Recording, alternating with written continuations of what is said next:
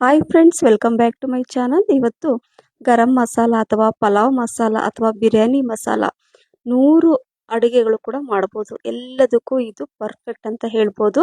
ನೀವು ಹೊರಗಡೆಯಿಂದ ಪ್ಯಾಕೆಟ್ ಮಸಾಲ ತಂದು ನೀವು ಅಡುಗೆ ಮಾಡೋದು ಬೇಡ. ಈ ರೀತಿಯಾದ ಮಸಾಲೆನ ಮಾಡ್ಕೊಳ್ಳಿ. ಇದು ಗರಂ ಮಸಾಲ ಅಂತ ಕೂಡ ಹೇಳ್ಬೋದು, ಅಥವಾ ಪಲಾವ್ ಮಸಾಲ ಅಂತ ಹೇಳ್ಬೋದು, ಅಥವಾ ಬಿರಿಯಾನಿ ಮಸಾಲ ಅಂತ ಕೂಡ ಹೇಳ್ಬೋದು. ನಾನು ಇದು ಎಲ್ಲದಕ್ಕೂ ಯೂಸ್ ಮಾಡ್ತೀನಿ. ಮನೆಯಲ್ಲಿ ಎಲ್ಲ ಅಡುಗೆಗಳಿಗೆ ನಾನು ಯೂಸ್ ಮಾಡ್ತೀನಿ. ಬನ್ನಿ ಯಾವ ರೀತಿ ಮಾಡೋದು ಅಂತ ನೋಡೋಣ. ಇಲ್ಲಿ ನಾನು ಒಂದು ಕಡಾಯಿನ ಇಟ್ಕೊಂಡಿದ್ದೀನಿ. ಸ್ವಲ್ಪ ಬಿಸಿ ಆಗಲಿ ಅಲ್ಲಿವರೆಗೂ ನೋಡಿ, ಇದೆಲ್ಲ ನಾನು ರೆಡಿ ಮಾಡಿ ಇಟ್ಕೊಂಡಿದ್ದೀನಿ. ಒಂದೊಂದಾಗಿ ತೋರಿಸ್ತೀನಿ. ಇದು ಧನಿಯಾ ಅರ್ಧ kg ಅಷ್ಟು ಇದೆ. ಸೊ ಈಗ ನಾನು ಒಟ್ಟು ಅರ್ಧ kg ಗರಂ ಮಸಾಲ ಅಥವಾ ಪಲಾವ್ ಮಸಾಲಾನ ನಾನು ಮಾಡ್ತಾ ಇದ್ದೀನಿ. ಮೊದಲು ನೋಡಿ, ಅರ್ಧದಷ್ಟು ನಾನು ಧನಿಯಾನ ಈ ಕಡಾಯಿಯಲ್ಲಿ ಹಾಕೊಂಡು ಲೋ ಮೀಡಿಯಂ ಫ್ಲೇಮಲ್ಲಿ ಇದನ್ನು ಹುರ್ಕೋಬೇಕು. ಸ್ವಲ್ಪ ಕಲರ್ ಚೇಂಜ್ ಆಗಬೇಕು. ನೀವು ಹುರಿಯುವಾಗ ಅಂದರೆ ಫ್ರೈ ಮಾಡುವಾಗ ಗೊತ್ತಾಗುತ್ತೆ, ಪರಿಮಳ ತುಂಬ ಚೆನ್ನಾಗಿ ಬರುತ್ತೆ.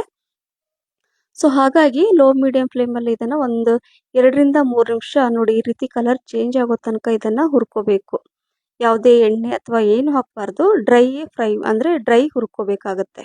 ಸೊ ಈಗ ಹುರ್ಕೊಂಡು ಈಗ ನಾನು ಒಂದು ಪಾತ್ರೆಯಲ್ಲಿ ಹಾಕ್ಕೊಂಡಿದ್ದೀನಿ. ಇನ್ನು ಅರ್ಧದಷ್ಟು ಇತ್ತಲ್ವ, ಅದು ಕೂಡ ಇದೇ ರೀತಿಯಾಗಿ ನೋಡಿ ಹುರ್ಕೊಂಡ್ಬಿಟ್ಟು ಇದರಲ್ಲಿ ಹಾಕೊಳ್ತಾ ಇದ್ದೀನಿ.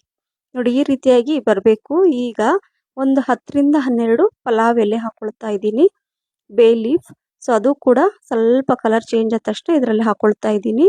ನಂತರ ಇಲ್ಲಿ 30 ಗ್ರಾಮ್ ಅಷ್ಟು ಸೋಂಪು, ಇದು 30 ಗ್ರಾಮ್ ಇದೆ. ಹಾಗೆ 10 ಗ್ರಾಮ್ ಅಷ್ಟು ನಾನು ಏನು ಹಾಕೊಳ್ತಾ ಇದ್ದೀನಿ ಅಂದರೆ ಶಾಜೀರಾ. ಇದನ್ನು ಹಾಕ್ಕೊಂಡು ಲೋ ಮೀಡಿಯಂ ಫ್ಲೇಮಲ್ಲೇ ಒಂದು 2 ನಿಮಿಷ ಅಥವಾ 1 ನಿಮಿಷ ಸ್ವಲ್ಪ ಕಲರ್ ಚೇಂಜ್ ಆಗಬೇಕು. ತುಂಬ ಕಲರ್ ಚೇಂಜ್ ಆಗಬಾರದು, ಅಂದರೆ ಕಪ್ಪಗಾಗೋ ತನಕ ಎಲ್ಲ ಹುರ್ಕೋಬೇಡಿ. ಸ್ವಲ್ಪ ಗೊತ್ತಾಗುತ್ತೆ ನಿಮಗೆ ಹುರಿಯುವಾಗ. ಸೊ ನಾನು ಒಂದು 2 ನಿಮಿಷ ಲೋ ಮೀಡಿಯಂ ಫ್ಲೇಮಲ್ಲಿ ಹುರ್ಕೊಂಡು ಇದನ್ನು ಕೂಡ ಇದರಲ್ಲಿ ಹಾಕ್ಕೊಳ್ತಾ ಇದ್ದೀನಿ. ಈಗ ಚಕ್ಕೆ 20 ಗ್ರಾಮ್ ಅಷ್ಟಿದೆ. ಹಾಗೆ ಏಲಕ್ಕಿ 10 ಗ್ರಾಮ್, ಹಾಗೆ ಸ್ಟಾರ್ ಹೂವು 10 ಗ್ರಾಮ್ ಅಷ್ಟಿದೆ. ನಂತರ ಇದು ಮರಾಠಿ ಮೊಗ್ಗು 20 ಗ್ರಾಮ್ ಅಷ್ಟಿದೆ. ನಂತರ ಇದು ನಾಗಕೇಸರಿ ಅಂತ ಹೇಳ್ತಾರೆ, ಇದು ಕೂಡ ಮಿಸ್ ಮಾಡದೆ ಹಾಕೊಳ್ಳಿ. ನಂತರ ಇಲ್ಲಿ ಕಲ್ಲು ಹೂವು, ಸ್ಟೋನ್ ಫ್ಲವರ್ ಅಂತಾರೆ, ಅದು ಕೂಡ ನಾನು ಒಂದು 10 ಗ್ರಾಮ್ ಅಷ್ಟು ಹಾಕ್ಕೊಂಡಿದ್ದೀನಿ. ನಂತರ ಜಾವಿತ್ರಿ 5 ಗ್ರಾಮ್ ಅಷ್ಟು ಹಾಕ್ಕೋಬೇಕು. ಇದು ನೋಡಿ ಲವಂಗ, ಇದು ಅಷ್ಟೇ 10 ಗ್ರಾಮ್ ಅಷ್ಟಿದೆ, 10 ಗ್ರಾಮ್ ಅಷ್ಟಿದೆ. ನೋಡಿ ಈ ರೀತಿಯಾಗಿ ಅಂದರೆ ಲವಂಗ ಹಾಕ್ಕೊಂಡು ನಂತರ ನಾನೇನು ಮಾಡ್ತಾ ಇದ್ದೀನಿ ಅಂದರೆ 50 ಗ್ರಾಮ್ ಅಷ್ಟು ಪೆಪ್ಪರ್, ಕಾಳು ಮೆಣಸು, ಅದನ್ನು ಕೂಡ ಹಾಕ್ಕೊತಾ ಇದ್ದೀನಿ.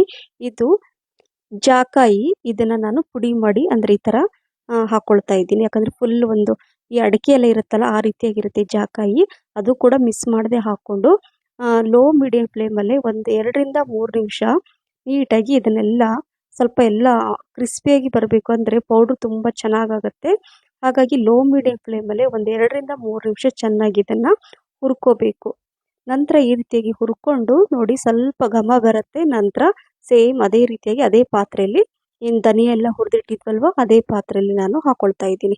ಸೊ ಈಗ ತುಂಬ ಬಿಸಿ ಇದೆ ಅಲ್ವಾ, ಹಾಗಾಗಿ ಬಿಸಿ ಬಿಸಿ ಇರುವಾಗಲೇ ನಾವು ಮಿಕ್ಸಿ ಜಾರಲ್ಲಿ ನಾವು ಹಾಕ್ಕೋಬಾರ್ದು. ಹಾಗಾಗಿ ಸ್ವಲ್ಪ ಒಂದು ಉಗುರು ಬೆಚ್ಚಗಿರುವಾಗ ನಾವು ಹಾಕ್ಕೊಂಡ್ರೆ ಚೆನ್ನಾಗಿ ಪೌಡ್ರ್ ಆಗುತ್ತೆ. ಈಗ ನಾನು ಸ್ವಲ್ಪ ದೊಡ್ಡ ಪಾತ್ರೆಯಲ್ಲಿ ಹಾಕ್ಕೊಂಡಿದ್ದೀನಿ, ಬೇಗ ತಣ್ಣಗಾಗಲಿ ಅಂತ. ಸ್ವಲ್ಪ ತಣ್ಣಗಾಗಲಿಕ್ಕೆ ನೋಡಿ ಈ ರೀತಿಯಾಗಿ ಮಿಕ್ಸ್ ಮಾಡ್ಕೊಳ್ತಾ ಇದ್ದೀನಿ. ನೋಡಿ ಈಗ ಸ್ವಲ್ಪ ಉಗುರು ಬೆಚ್ಚಗಾದ ನಂತರ ನಾನು ಇದನ್ನು ಒಂದು ಮಿಕ್ಸಿ ಜಾರಲ್ಲಿ ಹಾಕ್ಕೊಂಡು ಪೌಡ್ರ್ ಮಾಡ್ಕೊಳ್ತೀನಿ. ಈಗ ನೋಡಿ, ಈಗ ಅರ್ಧದಷ್ಟು ನಾನು ಮಿಕ್ಸಿ ಜಾರಲ್ಲಿ ಹಾಕ್ಕೊಳ್ತಾ ಇದ್ದೀನಿ. ಯಾಕಂದರೆ ಕ್ವಾಂಟಿಟಿ ಜಾಸ್ತಿ ಇದೆ ಅಲ್ವಾ, ಹಾಗಾಗಿ ಮೊದಲು ನೋಡಿ ಇಷ್ಟು ಹಾಕ್ಕೊಂಡು ಈಗ ಇದನ್ನು ಪೌಡ್ರ್ ಮಾಡಿಕೊಂಡು ತೋರಿಸ್ತೀನಿ. ನೋಡಿ ಮನೆಯೆಲ್ಲ ಫುಲ್ ಘಮ ಘಮ ಅಂತ ಪರಿಮಳ ಎಷ್ಟು ಚೆನ್ನಾಗಿ ಬರುತ್ತಂದರೆ, ಇದ್ರ ಪೌಡ್ರು ಪರಿಮಳ ಈ ಮಸಾಲೆದು ತುಂಬ ಚೆನ್ನಾಗಿರುತ್ತೆ. ನೋಡಿ ಎಷ್ಟು ಕರೆಕ್ಟಾಗಿ ಎಷ್ಟು ಚೆನ್ನಾಗಿ ಕಾಣಿಸ್ತಾ ಇದೆ.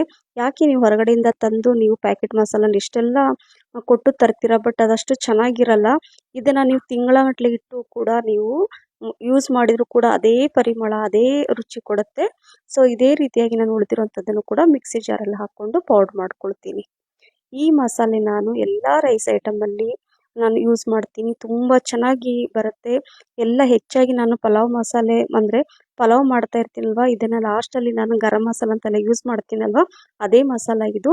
ತುಂಬ ಜನ ನೀವು ಕೇಳಿದ್ರಿ ಗರಂ ಮಸಾಲ ಅಥವಾ ಪಲಾವ್ ಮಸಾಲ ರೆಸಿಪಿನ ತೋರಿಸಿ ಹಾಕಿ ಅಂತ. ಹಾಗಾಗಿ ನೀವು ಹೇಳಿದ್ದಕ್ಕೆ ನಾನು ಇದನ್ನು ವಿಡಿಯೋ ಮಾಡಿರಲಿಲ್ಲ, ನಿಮಗೋಸ್ಕರ ನಾನು ವಿಡಿಯೋ ಮಾಡಿಬಿಟ್ಟು ಈ ಥರ ತೋರಿಸಿದ್ದೀನಿ.